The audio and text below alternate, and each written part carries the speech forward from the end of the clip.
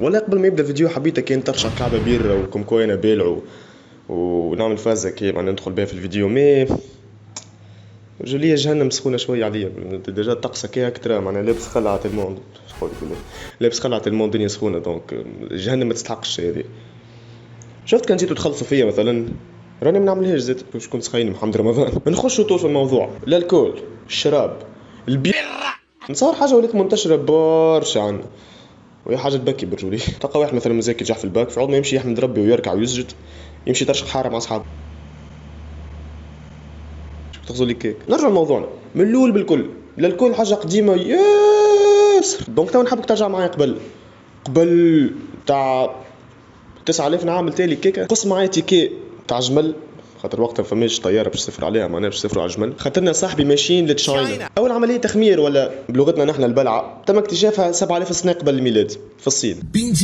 ومن علماء الاثار زملاء يعني لقاو دي تراس نتاع الكول معموله بالعسل والروز هاو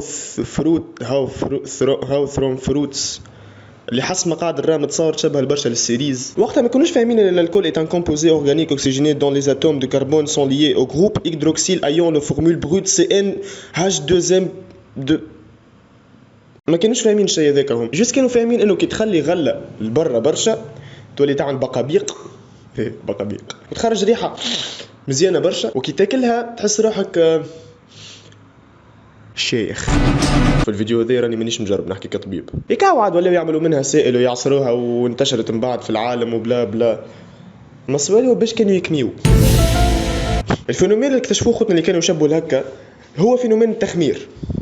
وكان انت تعرف هذا شكون انت حبيبي وصاحبي ونحبك برشا. وعمليه التخمر ولا التخمير مش في السليميه هي عمليه كيميائيه. نتخمر كيما الكابيسان صاحبي. الغله فيها سكر طبيعي فما ميكروبات كما الخمير مثلا تحب السكر الطبيعي هذا ونتيجه الاستهلاك هذايا هو افراز السي او 2 ثاني اكسيد الكربون اللي هو سبب الكشكوشه اللي تلقاه في البيره مثلا. هيا كشكوش. ونفس السبب اللي يخلي الخبز يتنفخ. في بعض الحالات ينتج اللاكتيك اسيد اللي هو يرد الياغورت ولا الكول. جيت نصور زخا مونتاج لهنا جوست حبيت نوضح انه زخامه ما يقصدش انه نفس اللاكتيك اسيد اللي يعمل الياغورت هو نفسه اللي يعمل الكول. انما كان يقصد انه زوز هما نتيجة التخمير انما اللاكتيك اسيد يخرج بطريقة معينة من التخمير ولا الكول يخرج بطريقة اخرى يعني نفس الكونسيبت اللي هو التخمير.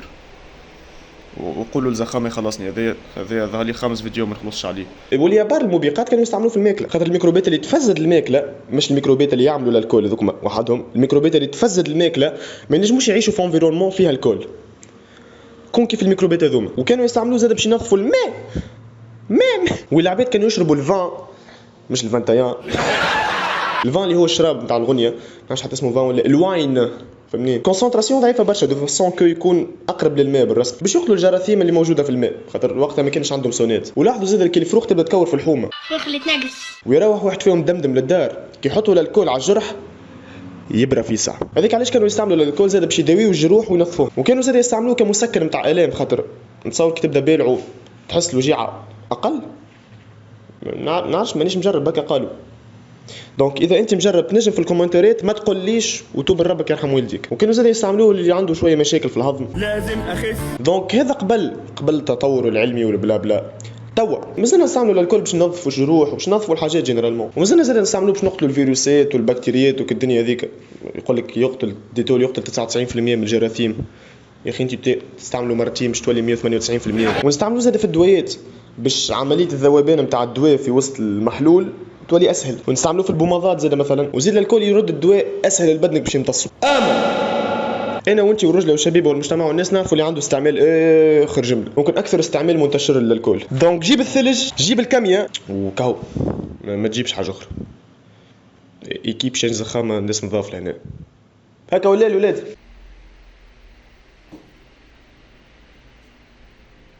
خلينا نشوف شنو يصير بالضبط في بدنك المخك وقت اللي تبلع. مانيش نحكي عليك انت نعرفك متربي مرتين. مع اول جرعه نشربها الكول يمشي يجري لدمك وفي اقل من درجين يكون سي بون ديجا وصل لمخك ومن غير تعقيد وكلام سيانتيفيك زايد خاطر انا بدي باك انفو دونك نتعامل مع البيسيات وكهو. حديثا عن الباك انت عندك باك مخك براتيكمون يخدم بالضوء مش بالبريز. الخلايا الدماغيه نتاعك تتوصل عن طريق نبضات كهربائيه خفيفه، عن طريق حاجات اسمهم النيورو ترانسميترز، عن طريق فازه كيميائيه اسمها النيورو ترانسميترز. وللكل دوما يوصل مخك يبدا يبرمج في الامور الغادي. الفازه الكيميائيه اللي في مخك اللي تحسك اللي انت ترونكيل وريلاكس ومسترخي يطلعها لفوق.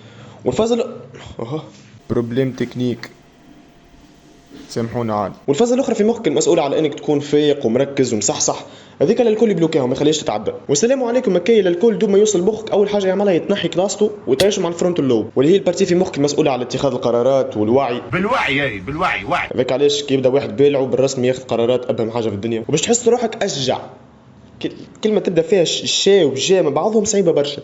باش تحس روحك اشجع، باش تحس روحك اشجع. كان يقولوا لك تعمل حاجه تتطلب شجاعه كبيره كيما تنقز من جبل مثلا، ولا اخيب تدخل الحانوت قضيه خذيتها من عند حانوت اخر تعملها من غير تخمام. وهذه مش شجاعه منك يا تنين يا مجنح يا اف 16 يا وحش يا كينج يا قدوه، انما هذاك اللوجيك في مخك بدا يتلاشى ويتبربش. دونك الخوف والتردد بالنسبه ليك ما عادش عندهم برشا معنى، وبالطبيعه باش تبدا تتلاوع خاطر السيريبلم المخيخ اللي هو مركز التوازن نتاعك باش يبدا هو بيدو يتبربش. كيف البارتي اللي في مخك مسؤوله على الذاكره تعيش انت، هذاك علاش ما تذكرش شنو صار بالضبط. البارتي المسؤوله على تنظيم الاحاسيس والمشاعر هي بيدها تعيش انت. هذاك علاش ترى واحد بالعو ساعات يبدا اجريسيف، ساعات يبدا كي حزين، ساعات يبدا يفرغ في قلبه ويستعرف بحاجات ما يلزموش يستعرف بهم جمله. مثلا واحد بالعو يستعرف اللي هو سرق الفريت وقت اللي امه مازال طيب فيه، اللي هي حاجه نتصور مستحيل اي انسان عادي يعترف بها خاصه قدام امه معناه. وهذا جست تاثيره اللحظي على مخك، وانت بالطبيعه ماكش مخك، هو انت مخ وجسد. وما نسمحلكش تعترض على الجمله الفلسفيه اللي قلتها تو. ما عندك حتى فكره انا قد جبت في الفلسفه في باك 8 و4. وتاثير الكل على بدنك مبدئيا الساعه الرياكشن تايم تاعك ولا الوقت اللي تاخذه باش ترد الفعل على حاجه باش يبدا ارزم التوبنات. تعرف النكته نتاع الفكروني اللي طردها سيرفور من ريستورون يا اخي، رجعت له بعد شهرين قالت له هبطي ديك صاحبي. في الحاله ذي انت الفكرون. باش نزيد نوضح لكم بقى. والرؤيه نتاعك تولي مش واضحه برشا، ممكن تحس بدنك سخون اما هذاك جوست احساس، في الحقيقه بدنك قاعد يبرد مش يسخن. والميوسكل نتاعك يبدا ترخف، والكوردينيشن في بدنك تبدا تطيح، يعني التناسق في بدنك وحركاتك وكل اللي يبداو في الطايح. لا انا مش بالع، انا جوست مدمن على القهوه كو. وبعد الشيخه والسهريه والكاميه ولا تو باش يجيك النوم. وهنا فما شكون يؤمن اللي الشراب يعاونوا على النوم، وهذه ثاني اكبر طبيعتها بعد خذ الباك وارتاح. للكل بلوك الديب سليب اللي هو اهم بارتي في النوم، تعاون على انه مخك يرتاح وبدنك يرتاح. برا تفرج فيديو النوم، هذيك علاش كي تبلع في الليل وتقوم الصباح تحس روحك مكوخر. وتو باش نبداو في اللعبه الصحيح. باش نحكي لك برجوليه. الكبده تنجم تبروسيسي كان كميه معينه من الكل في وقت معين بمعدل كاس في الساعه، ومع الوقت الشراب يبدا يعمل دهون في الكبده الذي يؤدي الى انفلاماسيون، والانفلاماسيون تؤدي الى جروح، والجروح هذه تنجم تؤدي لا قدر الله الى فشل الكبده، واللي هي والله يا صاحبي لا يتفدليك جمله. والخايب في الكبده اللي هي كاسحه ما تتشوكعش، عرفت كلي ما تحلب اللي بالرسمي فما بروبليم في الكبده نتاعك كان ما سي بون. وما نكذبوش على بعضنا، اي انسان باش يبلع راه باش يفوت الليميت هذا نتاع كاس في الساعه. دونك الزياده هذه باش تبدا تتكدس في دمك، دونك الكول هذاك، دونك الكول الزايد هذاك باش يوصل لقلبك ولمخك. صدقني الكول ماهوش اعز ناس تخلي له بلاصه في قلبك، خاطر في قلبك كي تبدا بالعو دقات قلبك يبداو مش مريقلين، ديسكو داخل يبداو كيما هكا.